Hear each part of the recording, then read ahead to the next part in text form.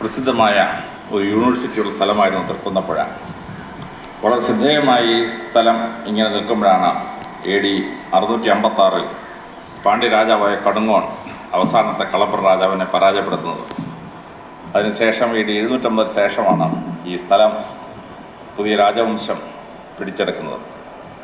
അങ്ങനെ മഹാരാഷ്ട്രയിൽ നിന്ന് വന്ന വാമന പരശുരാമൻ അദ്ദേഹം കേരളം വന്ന് ഒന്നാമത്തെ യുദ്ധം കൊടുങ്ങല്ലൂർ പടനിലത്ത് വെച്ചും രണ്ടാമത്തെ യുദ്ധം ഓച്ചിറ പടനിലത്ത് വെച്ചും മൂന്നാമത്തെ യുദ്ധം കൊല്ലത്തിന് 10 കിലോമീറ്റർ തെക്കുള്ള മയ്യനാട് പടനിലത്ത് വെച്ചുമായിരുന്നു.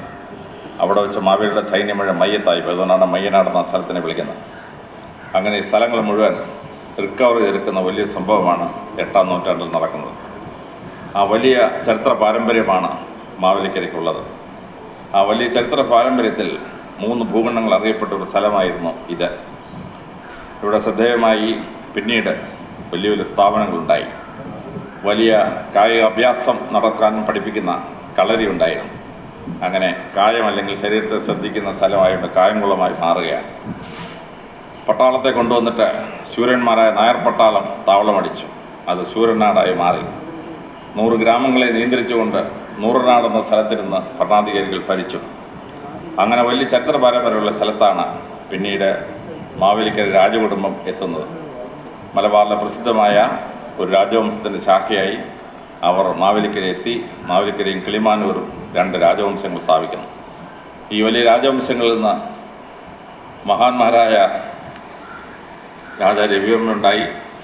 വളരെ പ്രസിദ്ധരായ മലയാള ഭാഷയുടെ ഗ്രാമർ സൃഷ്ടിച്ച മഹാനുണ്ടായി.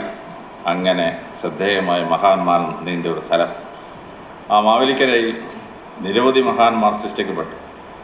ഗവർണർമാരുണ്ടായി, പ്രധാനമന്ത്രിയുടെ പ്രിൻസിപ്പൽ സെക്രട്ടറി PC അലക്സാണ്ടർ ഉണ്ടായി. അങ്ങനെ എത്ര മഹാന്മാർ സൃഷ്ടിക്കപ്പെട്ടു.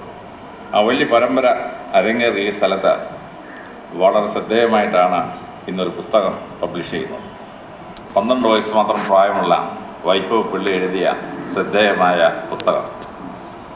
ഒരു മനുഷ്യൻ്റെ തലച്ചോറ് വളരുന്നത് 12 വയസ്സ് വരെ മാത്രമാണ്. ഒരു കുട്ടി ജനിച്ചു വീഴുമ്പം കുട്ടിയുടെ തലയോട്ടി അളന്നാൽ 30-33 സെൻറ്റിമീറ്റർ ചുറ്റോളം ഉണ്ടാവും. കുട്ടിക്കൊരു 3 വയസ്സാകുമ്പോൾ കുട്ടിയുടെ തലയോട്ടി അളന്നാൽ 36-39 സെൻറ്റിമീറ്റർ അത് വികസിക്കും. കുട്ടിക്കൊരു 7 വയസ്സാകുമ്പോൾ വീണ്ടും അളന്നാൽ 46-49 സെൻറ്റിമീറ്റർ വരെ പോകും. എന്നാൽ 12 വയസ്സാകുമ്പോൾ ഒരു കുട്ടിയുടെ തല അളന്നാൽ 50 മുതൽ 57 സെൻറ്റിമീറ്റർ ചുറ്റളവാകും. പിന്നെ തലച്ചോറ് വളരുകയില്ല, തലയോട്ടി വളരുകയില്ല. ആ കാലഘട്ടം വളരെ ശ്രദ്ധേയമായ ഒരു കാലഘട്ടമാണ്. ആ തലയോട്ടി ഉണ്ടാക്കപ്പെട്ട 8 ക്രൈനിയൽ ബോൺസ് കോൺഗ്രീസ് സെറ്റ് ചെയ്യുന്ന പോലെ സെറ്റ് ചെയ്യും. പിന്നെ 100ാമത്തെ വയസ്സിൽ വല്യപ്പനെ തല അളന്നാൽ 12 വയസ്സിൽ അളന്നാൽ എത്ര ഉണ്ടോ അത്രയും മാത്രമേ ഉണ്ടാവുകയുള്ളൂ.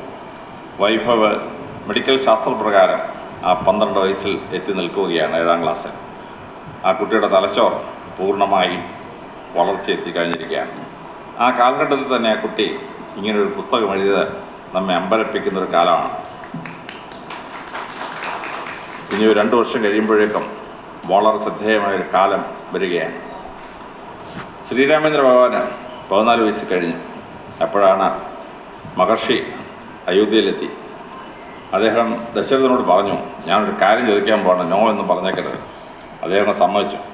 അത് കഴിഞ്ഞപ്പോൾ അദ്ദേഹം ആവശ്യപ്പെട്ടു, ശ്രീരാമേന്ദ്ര ഭഗവാനെ ലക്ഷ്മണനെ എൻ്റെ കൂടെ വിടണം, യാഗങ്ങൾ നശിപ്പിക്കുന്നവർക്കെതിരെ നടപടിയെടുക്കാനായിട്ട്.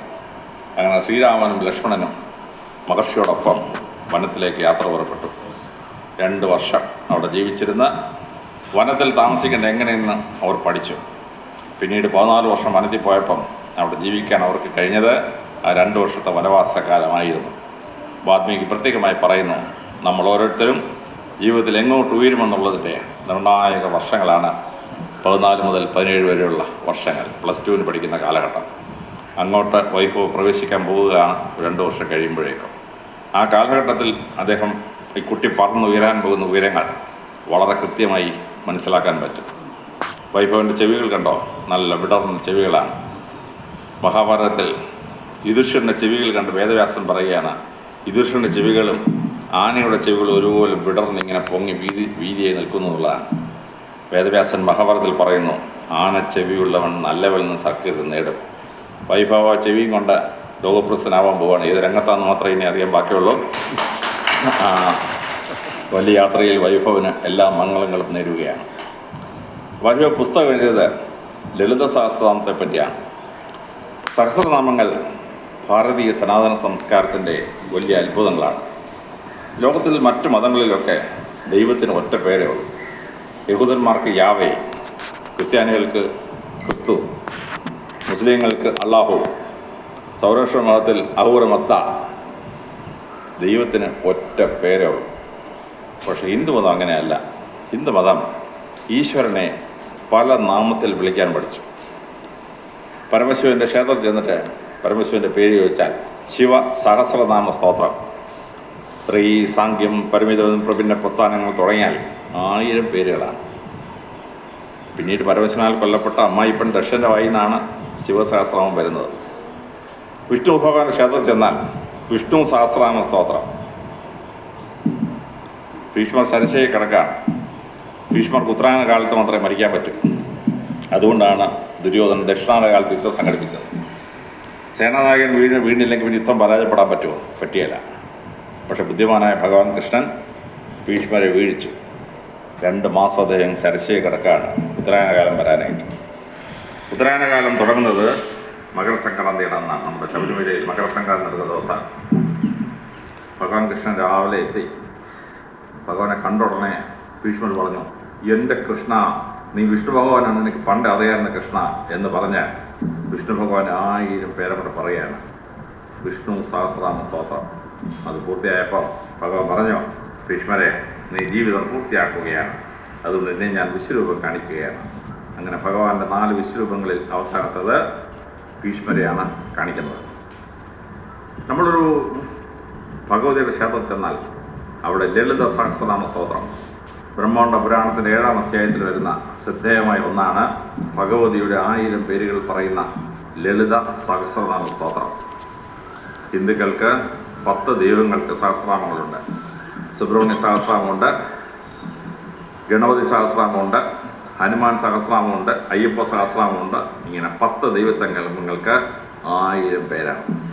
ലോകത്തിലൊരു മതത്തിനും ഈശ്വരനെ 1000 പേരിൽ വിളിക്കാൻ പറ്റിയില്ല. ഹിന്ദുമതത്തിന് മാത്രമുള്ള ഒരു പ്രത്യേകതയാണ്. അതിൽ വളരെ വലിയൊരു പ്രത്യേകതയാണ് പരമശിവൻ്റെ കുടുംബത്തിലെ എല്ലാവർക്കും സഹസ്രനാമം. പരമശിവന് ശിവസഹസ്രനാമം, ഭഗവതിക്ക് ലളിത സഹസ്രനാമം, മൂത്തപുത്രൻ സുബ്രഹ്മണ്യ സഹസ്രനാമം, ഇളയപുത്രൻ ഗണപതി സഹസ്രനാമം. പിന്നെ പരമശിവന് മോഹിനിയിലുണ്ടായി എന്ന് പുരാണത്തിലൊന്നുമില്ലാതെ ഹിന്ദുക്കൾ വിശ്വസിക്കുന്ന ശബരിമല അയ്യപ്പ സഹസ്രനാമം. ഇങ്ങനെ ഒരു കുടുംബത്തിൽ എല്ലാവർക്കും സഹസ്രനാമമുള്ളൊരു ഭഗവാൻ പരമശിവൻ മാത്രമേ ഉള്ളൂ. പക്ഷേ ഈ ഓരോ സഹസ്രനാമവും അത് എഴുതുന്നത് വളരെ ശ്രദ്ധേയമായി വായിച്ചു നോക്കണം. ഞാൻ 10 സഹസ്രനാമം വാങ്ങിച്ചിട്ട് വളരെ ശ്രദ്ധാപൂർവ്വം വായിച്ചു.